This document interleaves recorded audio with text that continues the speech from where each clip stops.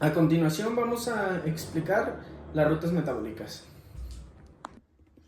Principalmente comenzaremos a hablar de cómo podemos llegar a estas rutas metabólicas, y son tres que se conocen a base de los alimentos y son dependiendo el organismo o la función que esté teniendo en ese momento, los alimentos que haya consumido el organismo. En este caso son tres: ácidos grasos, glucosa y aminoácidos. La función principal de esta es llegar a la enzima acetilcoenzima ASA, que es la que le da función a todo el ciclo de Krebs. Todos tienen su método para todos llegar a este punto, el cual va a producir que nos dé la energía del ciclo de Krebs. Empezamos con la glucosa, que lo va a explicar mi compañero Luis. Hola, pues yo voy a hablar sobre la glucólisis, donde la función principal es oxidar la glucosa y obtener dos moléculas de piruvato. Bueno, la glucólisis empieza cuando la glucosa entra en la célula y esta está representada con 6 moléculas de carbono. Con ayuda de la enzima hexoquinasa se agrega una molécula de fosfato, la cual ahora se llamará glucosa 6-fosfato. Después, con ayuda de la fosfofructoisomerasa, que es otra enzima, esta lo que hará es cambiar la estructura de la molécula, haciéndolas ahora fructosa 6-fosfato. Después, con ayuda de la enzima fosfofructoquinasa, se le agregará otra molécula de fosfato, la cual es obtenida de un ATP. Esta recibirá por nombre fructosa 1,6-bifosfato. De ahí hay una enzima llamada aldosa, que su función es separar la molécula haciendo dos, una de nombre dihidroxiacetona fosfato y otra que se llama gliceraldehído 3-fosfato. Esta primera no nos sirve, entonces va a pasar a ser una gliceraldehído 3-fosfato y así continuará el proceso. Después, con ayuda de la enzima triaosa fosfato deshidrogenasa, se le agregará una molécula de fosfato, esta obtenida del NADH, y llevará por nombre 1,3-bifosfoglicerato. Ahora, con ayuda de la fosfoglicinasa, se quitará una molécula de fosfato, la cual se le entregará a un ADP para así formar un ATP, formando una 3-fosfoglicerato. Una vez teniendo la molécula de 3-fosfoglicerato, lo que hará la enzima fosfogliceromutasa es cambiar la molécula de fosfato a la segunda molécula de carbono, llamando ahora así 2-fosfoglicerato.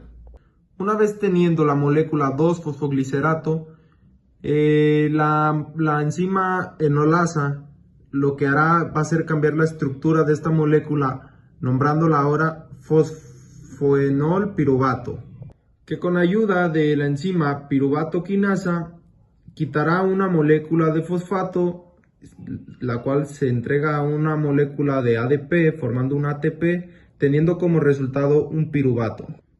Cabe recalcar que al dividir la fructosa 1,6-bifosfato tenemos como resultado dos procesos completamente iguales, obteniendo así de una molécula de glucosa dos piruvatos.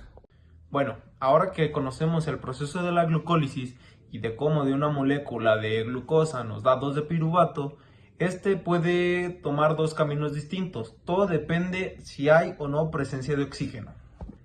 En caso de no tener oxígeno, este va a pasar a ser ácido láctico y se va a concentrar en los músculos. Dato importante aquí, es por eso que cuando haces un ejercicio anaeróbico es recomendable siempre hacer un ejercicio aeróbico. ¿Para qué?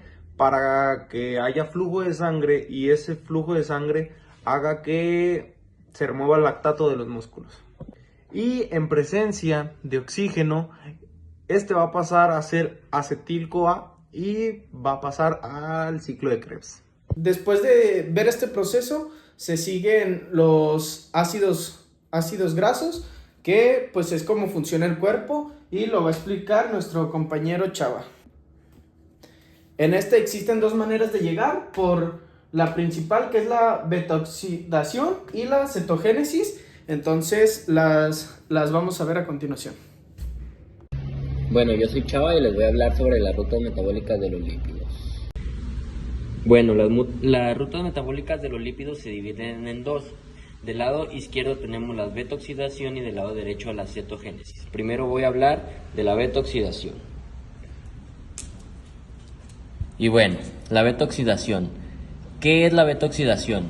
Es un proceso metabólico que se produce en la mitocondria de las células para descomponer ácidos grasos y generar energía. Bueno, ¿dónde se sitúa o dónde tiene sitio? Como lo acabo de mencionar, tiene un sitio en la matriz mitocondrial. ¿Cuál es su función? Su función es degradar los ácidos grasos en fragmentos de 2 carbonos, acetil-CoA, que ingresan en el sitio de Krebs. Para que este proceso suceda, tiene que pasar por 4 puntos claves. El primero es deshidrogenación, para después de ahí pasar a una hidratación, para después pasar a una deshidrogenación y por último para pasar a la tilosis. ¿Cuáles son los productos o qué produce esto? Bueno, produce NADHA, FADH2 y acetil-CoA. Y algún dato interesante pues es que son la fuente de energía más eficiente. Esto quiere decir que más ATP por molécula de ácido graso.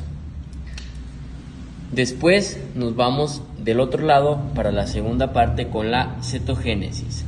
Y bueno, ¿qué es la cetogénesis? Es un proceso metabólico que produce cuerpos cetónicos a partir de un catabolismo de los ácidos grasos. ¿Dónde tiene sitio o dónde se sitúa? De igual manera en la matriz mitocondrial o en el hígado, mejor conocido. ¿Cuál es su función? Bueno, su función es que cuando hay escasez de carbohidratos, el acetil-CoA se convierte en cuerpos cetónicos, acetoacetato o hidroxibutirato.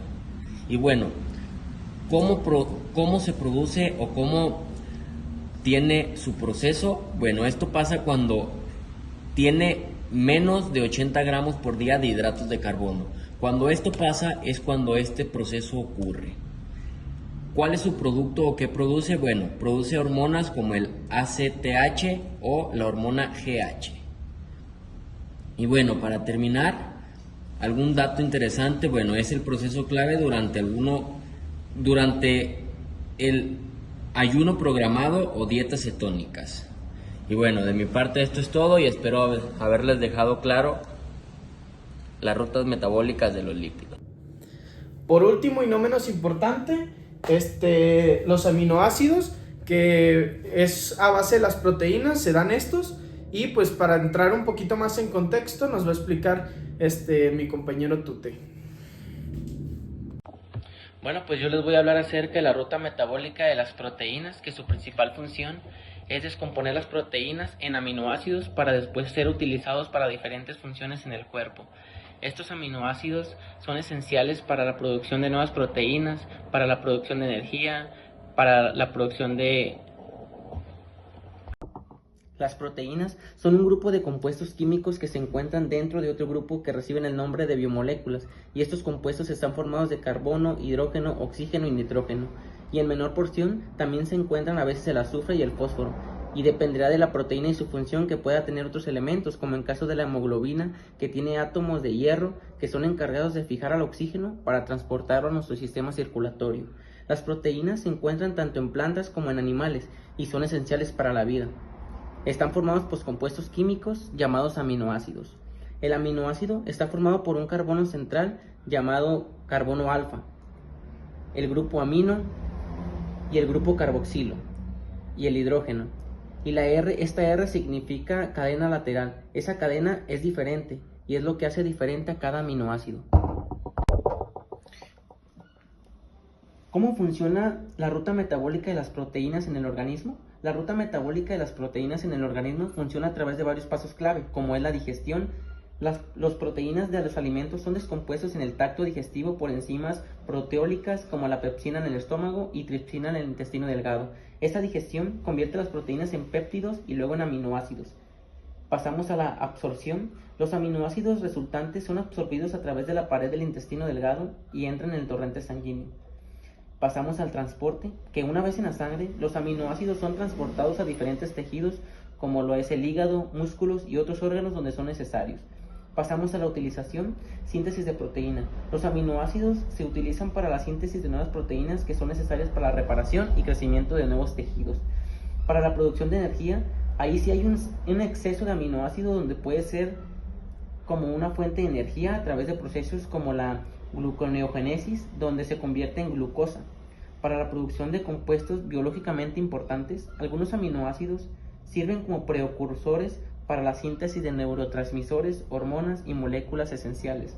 Para el metabolismo de los aminoácidos, desanimación, los aminoácidos pueden ser desanimados, se les quita un grupo amino para ser convertidos inmediatamente en el ciclo de Krebs, contribuyendo a la producción de energía. En el ciclo de urea, el exceso de nitrógeno de los grupos aminos se convierte en la urea en el hígado, que es excretada por los riñones. Este proceso integral permite que el organismo utilice eficientemente las proteínas de la dieta y mantenga el equilibrio nitrogenado esencial para la salud. Bueno, ya conociendo la información que nos dio Tute, imaginemos que este es nuestro músculo en el cual existen múltiples aminoácidos, pero el aminoácido el más importante que vamos a tomar en este caso es la alanina, en el que se va a combinar con esta molécula que es alfa-cetoglutarato, que en combinación y pues se van a hacer un intercambio entre estos dos con este aminoácido que es la alanina de transferencia, que simplemente nada más los van a intercambiar. Este se le va a pasar a este y este a esta. Para dar resultado, la alanina da resultado a un piruvato y la alfa-cetoglutarato da resultado a un glutamato. Esto pues señala que puede regresarse a glutamato o puede volverse a convertir una vez más en alfa-cetoglutarato. Para la molécula de piruvato tiene dos caminos. Uno se transforma en acetil-CoA, que va directo al ciclo de Krebs, y la segunda se transforma en ácido láctico, que va al ciclo de Cori. Para darle continuidad, este glutamato pasa al hígado, y de este lado, este glutamato pasa por un proceso que se llama deshidrogenación a causa de este aminoácido, y se convierte una vez más en alfa-cetoglutarato. Va a ser el proceso anterior de transferencia con la molécula de asparato, el cual lo vemos de este lado gracias al aminoácido asparato aminotransferencia. El asparato se convierte en oxalacetato, que pues pasa directamente al ciclo de Krebs, y en el alfa-cetoglutarato pasa a ser glutamato. Y por último, el alfa-cetoglutarato pasa a ser glutamato, y esto pues nos quiere decir que lleva todo un ciclo. Por último, para darle relación, en esta etapa de la deshidrogenación perdemos amoníaco, y pues este amoníaco se transfiere a una mitocondria, pero obteniendo un hidrógeno más, que esto lo convierte en amonio. Este amonio se va a combinar junto con 2 de ATP y 2 de esta otra molécula.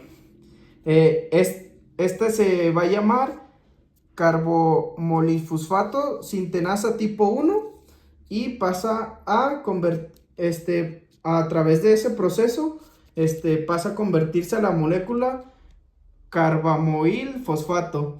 Esta molécula se transforma junto con otras dos, que se transforman junto con otra, esta molécula se transforma junto con esta otra que existe aquí en la mitocondria, que es la ornitina, a través de la enzima ornitina transcarimonilasa, para producir citrulina.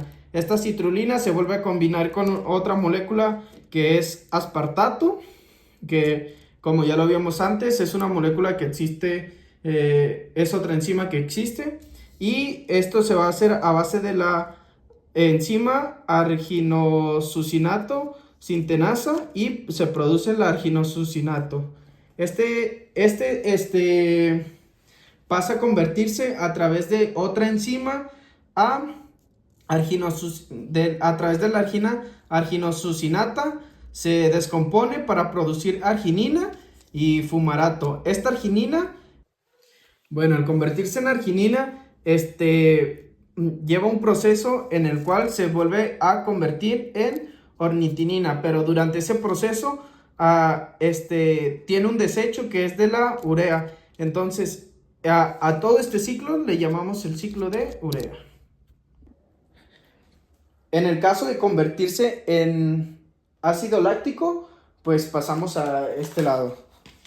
En el caso de que el piruvato no recorra a hacer una acetilcoenzima asa, el piruvato va a pasar a ser un ácido láctico. Este ácido láctico va a pasar al ciclo de Cori, el cual se va a ir hacia el hígado, convirtiéndose en lactato, y este lactato lo va a convertir al piruvato. Este piruvato, a través de una serie de cambios, va a convertirse en glucosa, y esta glucosa va a volver al principio de nuestro ciclo, como ya lo vemos, y a este proceso le llamamos gluconeogénesis. Ya que conocemos los tres métodos diferentes para llegar hacia el acetilcoenzima A, pues pasa a lo que es el ciclo de Krebs, que será explicado por mi compañero Luis. Una vez teniendo el piruvato, para poder pasar al ciclo de Krebs, tiene que pasar por un proceso llamado descarboxilación, el cual consiste en con ayuda del enzima piruvato deshidrogenasa, va a agregar la coenzima A y se va a llevar una molécula de carbono, siendo así, dando como resultado acetil-CoA. Bueno, ya teniendo el acetil-CoA, se va a juntar junto con el oxalacetato, ayudado de la enzima citrato sintasa, y va a pasar a ser el citrato. La enzima aconitasa lo único que va a hacer es cambiar la estructura de la molécula y va a pasar a ser isocitrato. La enzima isocitrato deshidrogenasa lo que va a hacer es darle una molécula de oxígeno para NADH, y nos vamos a quedar con 4 moléculas de carbono, el cual va a pasar a ser alfa-cetoglutarato.